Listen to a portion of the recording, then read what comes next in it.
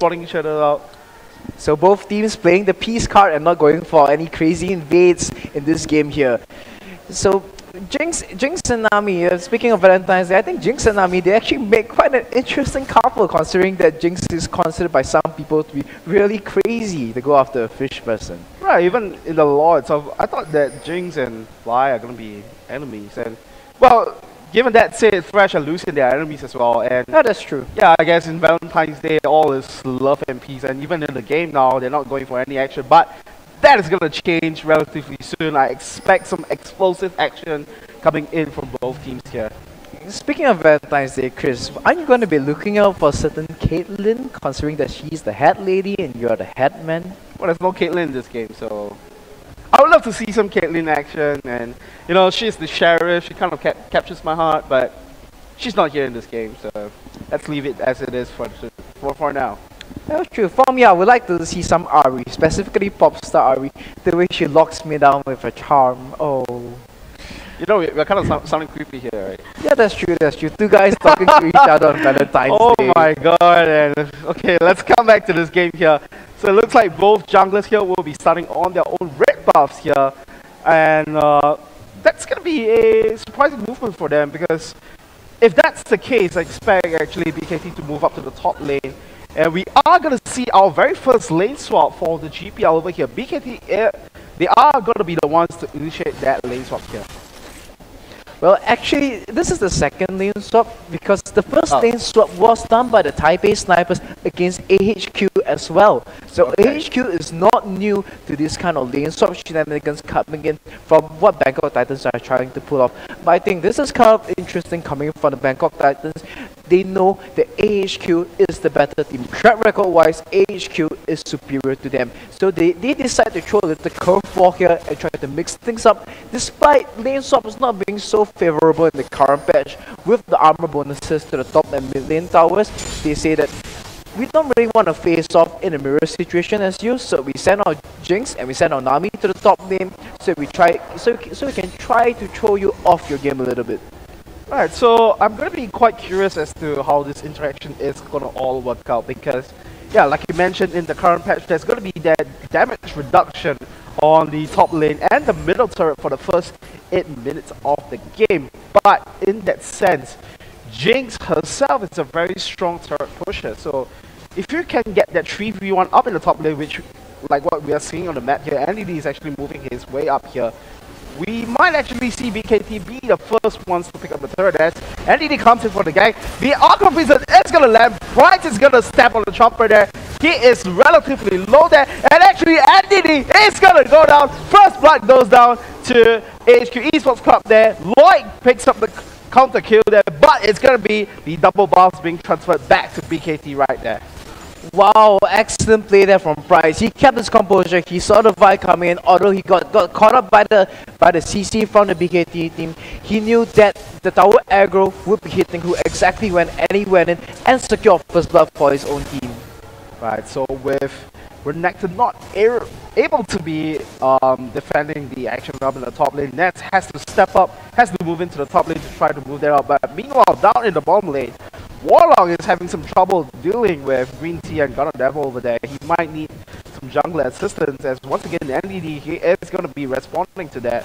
So let's see what is going to be the interaction here. As you know, down in the bottom lane, we are starting to see the effects of this Season 4 changes over here. It's down to about half of his HP already, the turret. And we are going to see the likes of Ness sneaking around in the top brush, but he is going to be spot out by that ward in the tri-brush. Well, jungle party is very vastly different when you have these changes, when you have these lane swap changes coming in. There goes some action coming down in the bottom lane. NDD going in with the charge over there, but Green Tea is going to flay him back, and looks like there's not going to be any kills being picked up just of yet. But NDD now applying some pressure down to the bottom lane. He needs to send a message out to AHQ Esports Club that they are not to be trifled with. So Vi coming in there with the Vault Breaker actually makes contact with the Trash, but Trash plays it off and says, meh, no problem, and brushes the Vi off. No problem at all indeed, and that's now coming into the fray here and gets the 2 charges of the Broken Wings. Lloyd using that barrel over there, and a great Aqua Prison to save his AD carry over here. Lloyd turns things around, and now with the charge and the zap as well, putting a good amount of damage onto Ness there. So as KLSec hitting a 2-man Aqua Prison to save his teammates. So actually I was talking about the jungle parting when you actually have a lane swap. I know we have seen this lots in Season 3, but in Season 4 we won't be seeing so much of it. But what happens when you have a lane swap, the parting of your jungler becomes vastly different. You do not want to be ganking your mid lane because the time spent at mid lane is time which your opponents are pushing down the towers at either top or bottom lane. So you either want to be setting up for the 3v1 tower dive, or you want to be assisting your solo laner in preventing the 3v1 tower dive and trying to push off the wave to buy time for your own teammates to clear the tower before your opponents do. That's right, so there's not going to be a lot of pressure going down for Interestor at this point of time, and it's starting to show. He's throwing away his barrels. The power of the fat man in the mid lane here. He is sitting on a goal advantage against Westor here. He's going to be constantly throwing out those barrels. But let's see if Westor is going to be able to go for that level 6 all in here to pick up the kill onto Interestor. But at this point of time, it's just going to be farm fast, you know, love and peace in the mid lane. Yeah, Valentine's Day, love and peace. So the Bangkok Titans gambit of having a lane swap actually paying off slightly in their favor, letting them take a slight goal lead. Actually just ever so minimal. It's just equaled up as AHQ, as the CS difference in the bot, as the CS difference between the Lucian and Jinx starts to close things up between the two teams. Right, and the entire reason why there's this goal similarity over here is, like we just mentioned, Interestor in the mid lane, doing pretty well for himself. Lloyd and Warlock on a slight CS deficit, but that's going to change once the first turret goes down. And it does look like at this point of time the game is pretty even. They are just going in for this defensive moves over here, and it does look like, you know, AHQ Esports Club might want to look at the bottom lane turret because they have already put a lot of damage down to it. If they are able to push it down, then I would say that they will have better dragon control as well. So that's going to be the strategy that they should be looking at primarily. Definitely indeed. Another big factor when you come with the lane swap, usually the traditional laning system is that you have your support and AD carry in the bottom lane so that you have as many champions as possible near the dragon, because when dragon comes up, any kills you get, you want to be able to convert that into objective advantages, and usually you're unable to down towers because the creep wave might not be there or the creep wave might be too thin. So if you have people in the bottom lane, you can easily go to dragon the moment you get any significant kills or champion advantage over your opponents.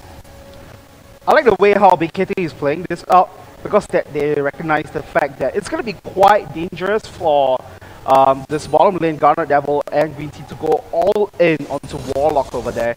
So, you know, they are just letting NDD to stick around the bottom lane, but meanwhile up in the top lane, Pride goes aggressive onto Lloyd there. That double stun is going to lock him down, but the Aqua Prison once again landing onto Lloyd there, but it's not going to be enough. The Wind Slash is going to pick up the kill up in the top lane.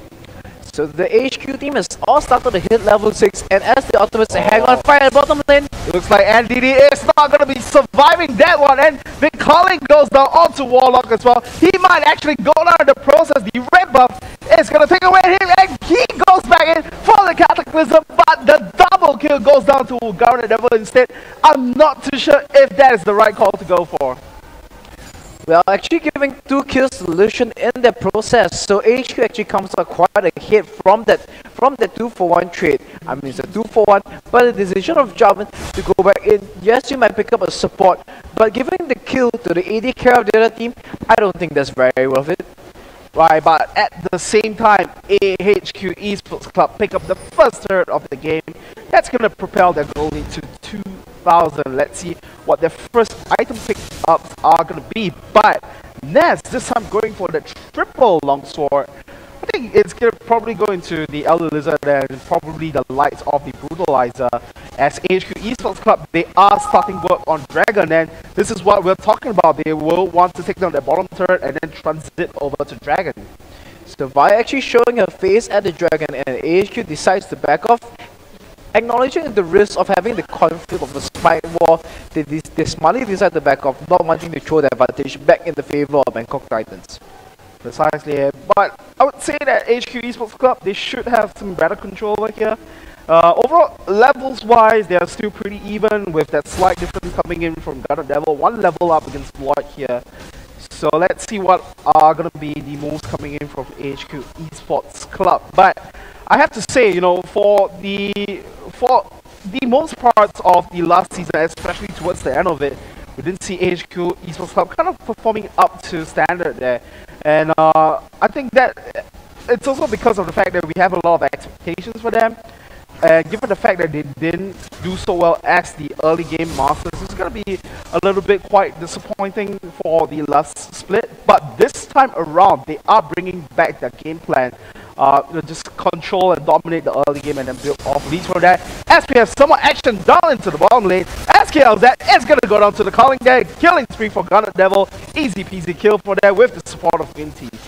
Excellent reactions from Garnet Devil down there, allowing him to dodge the bubble as Green Tea flays his opponent into the path of Garnet Devil's burst.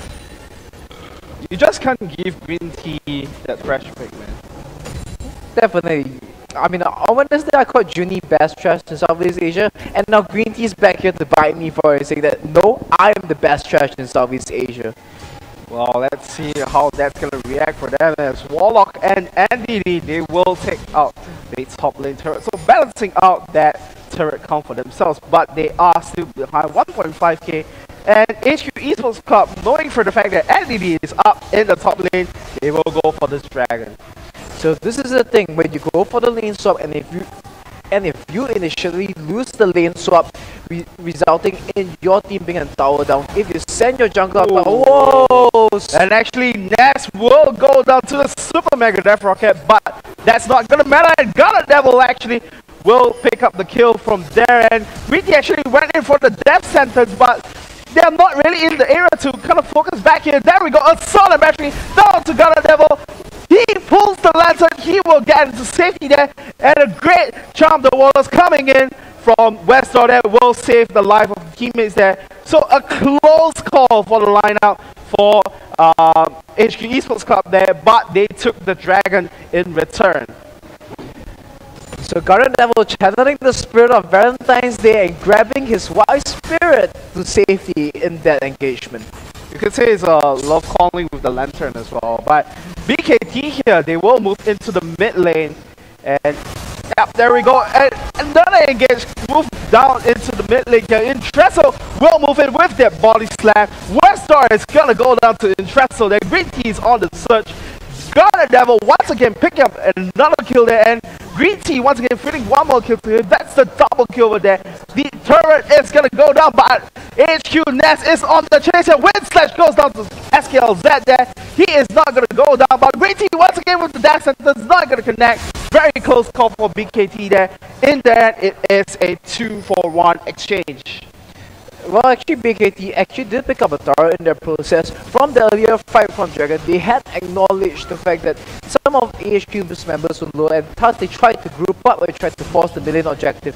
But because of that, because the Green Tea's trash is so good, he landed the hook onto Warlock, pulled him into the tower, and forced a tower dive from the BKT team, became a 2-for-1 in the favor of AHQ, and as a result, that AHQ traded the mid lane turret back. Right, not only that, we have to look at Ness as well, because he pretty much gave the initiation as well.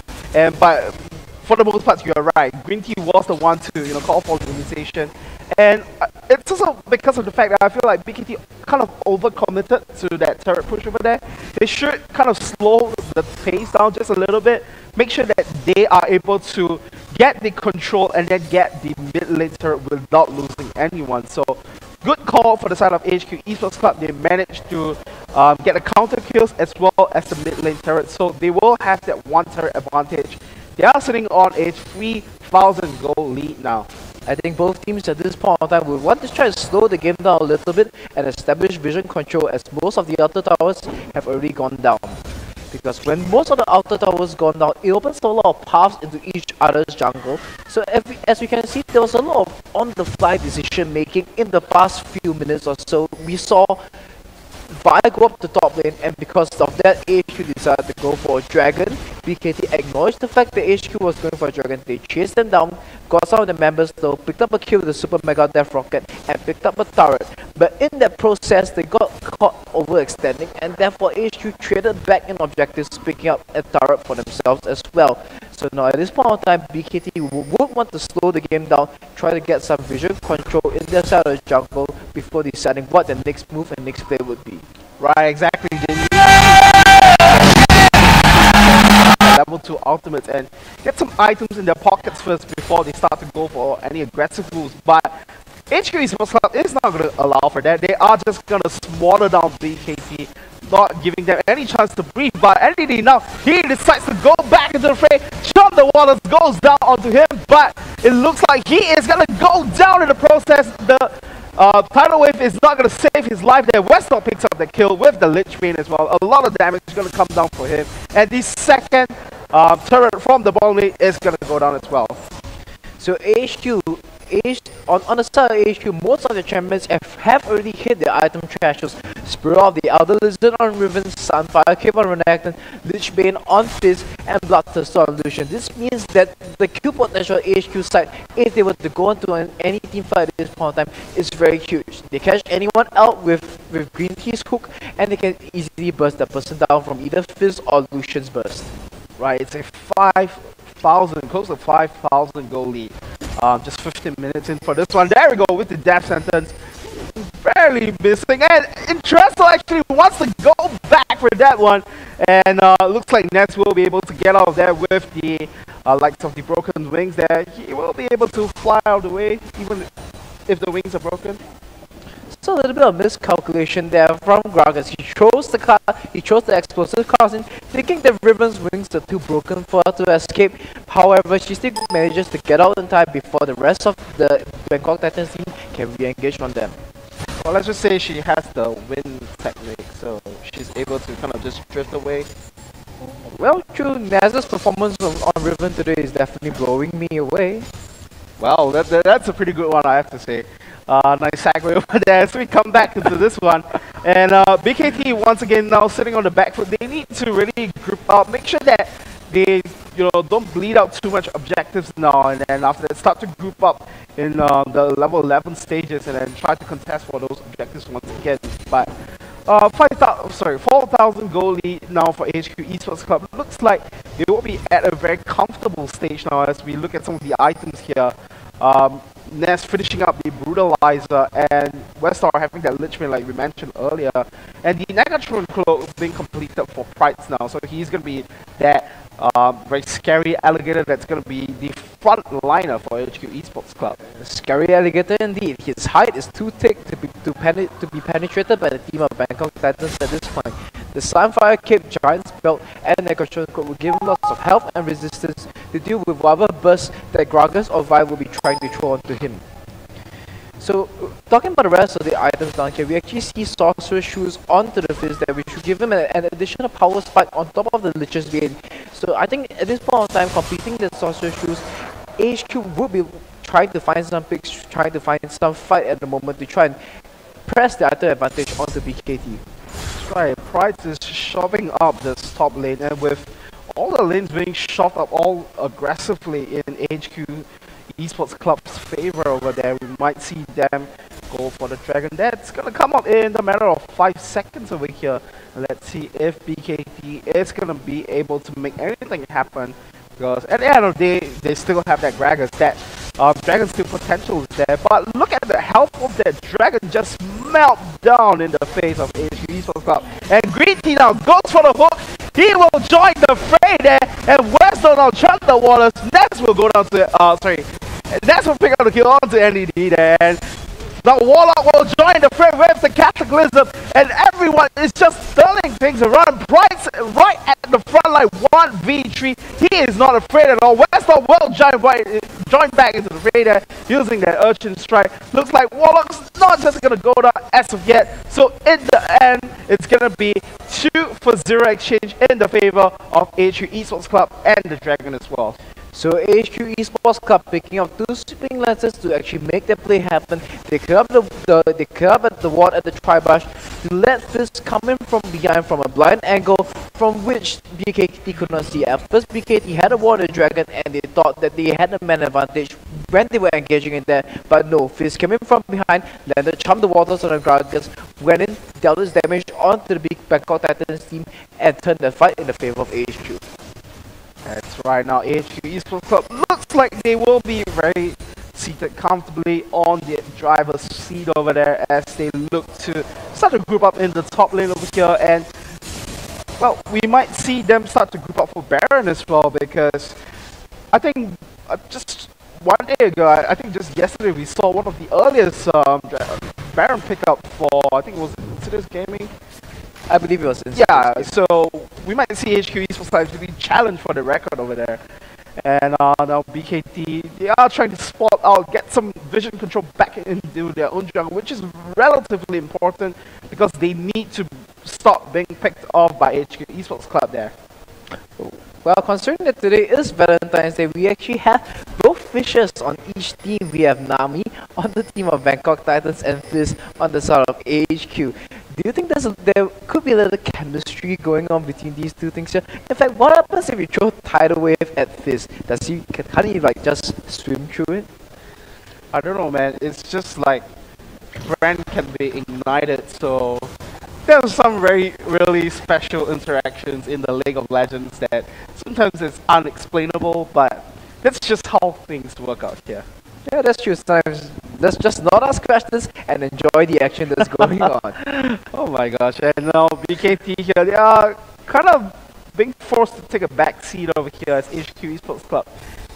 The thing I like about them as well is that once they know that they have all these advantages, they will just keep pressing on and extending that ward line, and now they're just taking every single objective away from BKT, taking away the blue buff as well. So let's see if they will decide to actually start work on the Baron over here. Looks like that's not going to be the case because Westdoor is down in the bottom lane, creating some pressure, making sure that that split push pressure is there as well, shoving up the waves. And I think that's a very iconic playstyle for AHQ Esports Club as well.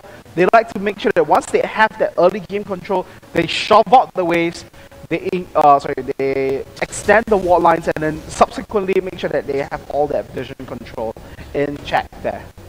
So AHQ making sure that they do not throw away their advantage and playing a very conservative game, choking out the opponent, slowly pushing out the waves and clearing out the opponent's jungle. We saw them pick up the blue buff, and we saw the Green Devil bottom lane actually positioning themselves at the red buff to try and pick it off. The Green Devil bottom lane. Well, I guess in a sense, Green Tea kind of really likes his stuff green though. Like the fresh is kind of green. And then, you know, you have that green lantern as well, and that green death sentence. So he's a very environmentally friendly guy. He likes to get all the stuff green. Green is his color, let's just put it that way. Or maybe he might have this special chemistry with things that are green in general, green tea, green trash. Well, green buff. It might be just be, yeah, green buff. They should have a green buff specially for green tea. It is permanently on him all the time, but it's just not visible to us. It's a special unique buff just for him. Cool.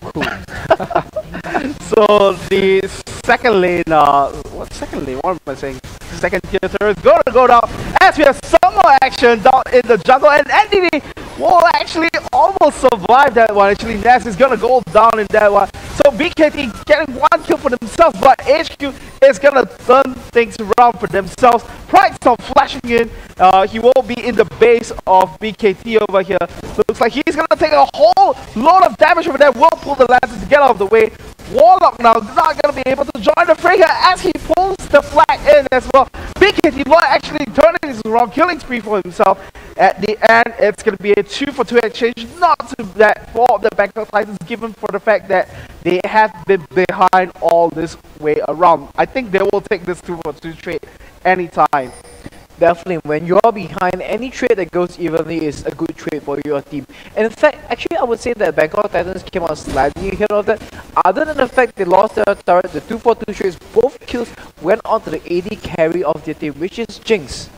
Right, and Ghana Devil meeting up with Lloyd here. We're gonna see some 1v1 action over here as Lloyd, put some damage onto Ghana Devil there. He will wisely choose to back off from that one. So I guess in that sense, AHQ Esports are kind of being over aggressive there.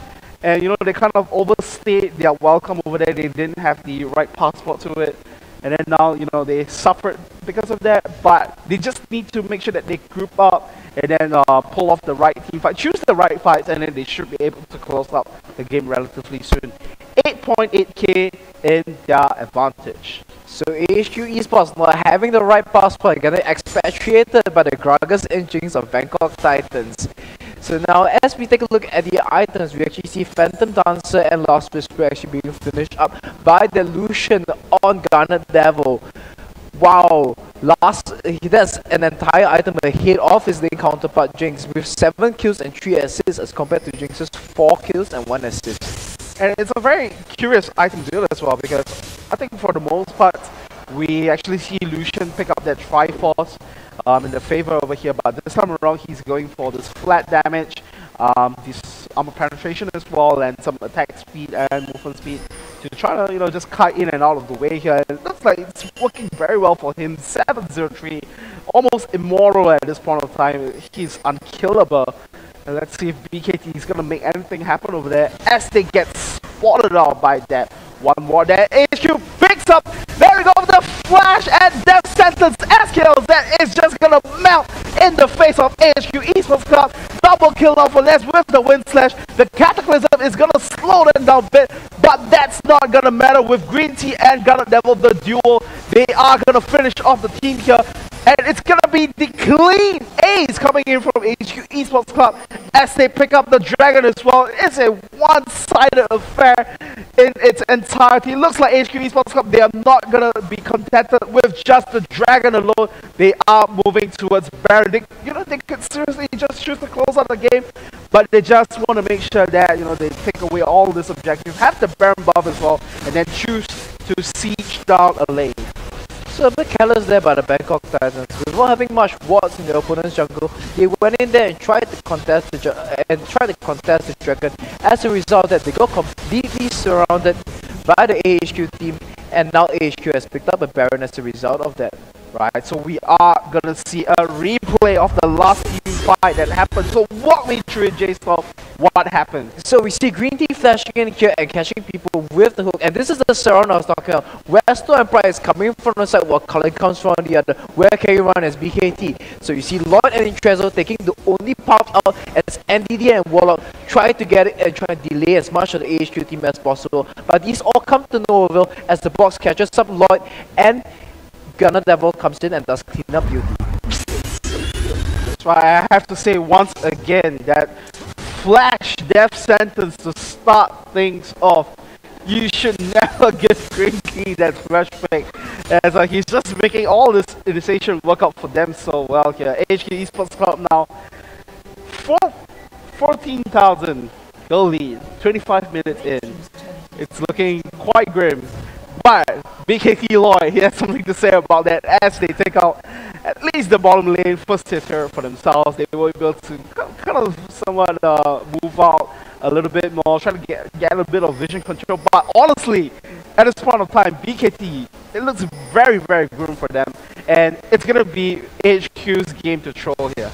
A 13,000 goal lead. At this point of time, if this was a race, if you're running around the 400-meter track, BKT is like 2 laps behind AHQ. Right, and Westor there just casually picking up the kill over Warlock over there. They're just casually walking in and making sure that he has all the damages. Just press a couple of buttons, get a goal there. Yeah, that's Fizz for you. Walks in there. Oh, there's a champion. Free goal, thanks.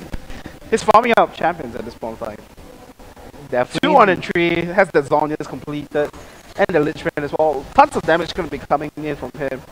Looks like he is going to be very comfortable down alone in this bottom lane. And looking at the map movements for AHQ Esports Cup here, we might see a 3-way split push. And BKT really needs to respond to this, because at least for them, their inhibitor turrets hasn't gone down yet. So they still have a breathing chance to survive in this one. So AHQ pushing out the lanes before deciding to, as they start to group up together, perhaps for the final engagement of the game. Well, actually, how this game progressed was that BKT started off with the lane, so I thought that was quite an interesting idea.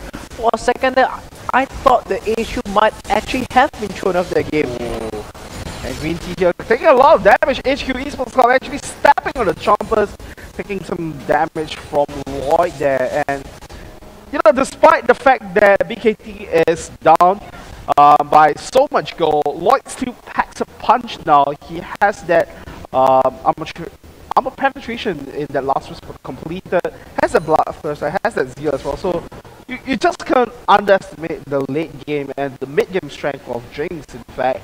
So if AHQ Esports Club, you know, just kind of make one fatal mistake here, they might actually throw the momentum back in BKT's favor. But that said, if Green Tea he manages to land one good death sentence, that's gonna be the death sentence of BKT there.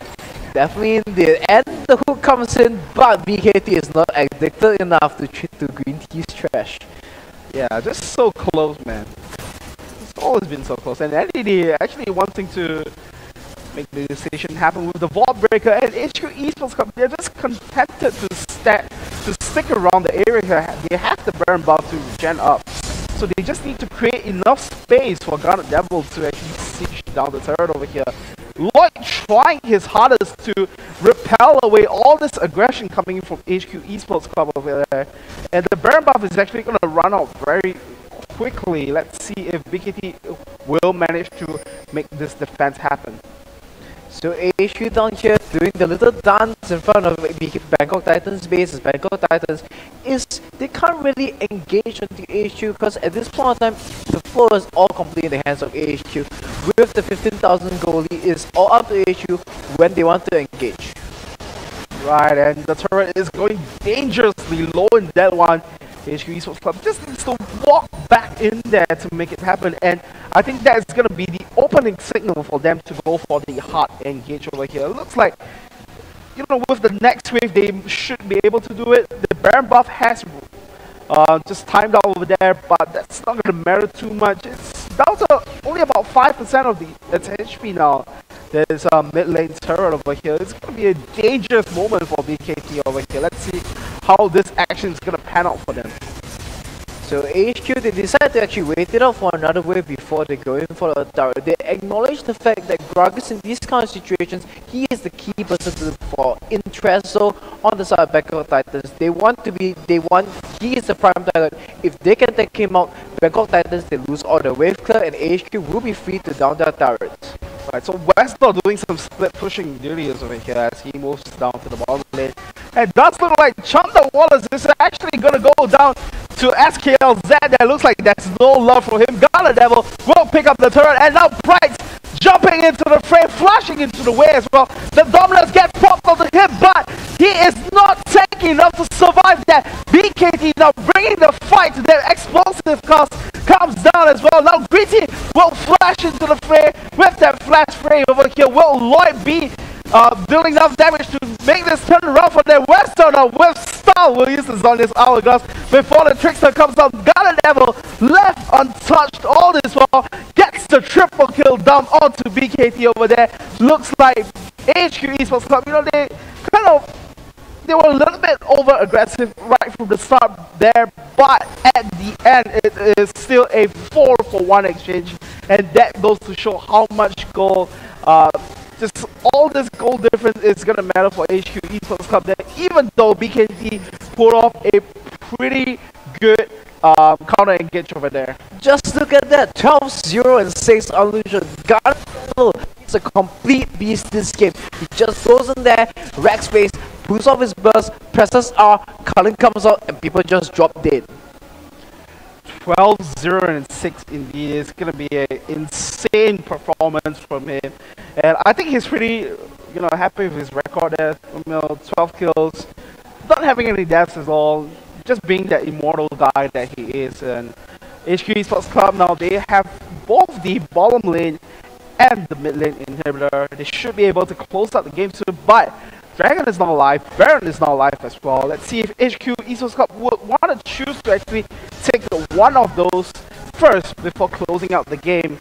And BKT over here, 18,000 deficit over here. And now Intereso, he wants to make something happen there, but Ness is just going to use the smite to actually make it happen. And the explosive cast will go down to Ness there. He's taking a whole lot of damage, but BKT here don't have the firepower to make him go down just yet, but the smite is gonna be down for AHQ Esports Club over here for a while, so BKT has some breathing space when it comes to Baron control just for that little while. So 11 seconds until the Baron comes up, but by then it's a matter of buying 20 seconds for themselves before the smite comes up for Ness, and we see Westo actually in fact deciding that I'm a fish, I'm a boss, I swim in the river and I go kill the dragon. Just has too much power on his own, and 507 AP, that's going to be translating to a lot of magic damage that BKT can't necessarily answer to at this point of time. It looks like AHQ Esports Club, they are just very confident of their capabilities over here, and they will start off that Baron even without Ness right around the corner. BKT is not going to be able to contest to that because they have to answer to those minions knocking on the doors here. So easy peasy. One more Baron in the favor of HQ Esports Club. They are poised to close out this game over here. 20,000 goal advantage. What's more to be said? They are just pretty much, they have all the resources that they need to close out the game here. So a very dominating performance from start to the end by AHQ Esports. They got the advantage early. They picked up the first turret in their favor, and they just didn't stop from there. This dragon, turret, another dragon. Bangkok Titans waiting for their demise. Right, and we saw Lloyd just melting down to garner them over there. Look at the damage onto Intereso just after the trail of the waters over there. Weston will be giving chase there, and it looks like he will pick up the kill onto Intereso over there. Looks like there's no stopping HQ Esports Club over here. Price picks up the kill onto SKLZ over there. Two members remain on the side of BKT over here, but HQ Esports Club, they are not concerned with the kills at this point in time. The first Nexus turret is going to go down. The second one is going to go down as well, and it's going to be a dominating victory for HQ Esports Club here tonight, as NDD will just go down for the ceremonial purposes over here. So Green Tea on trash.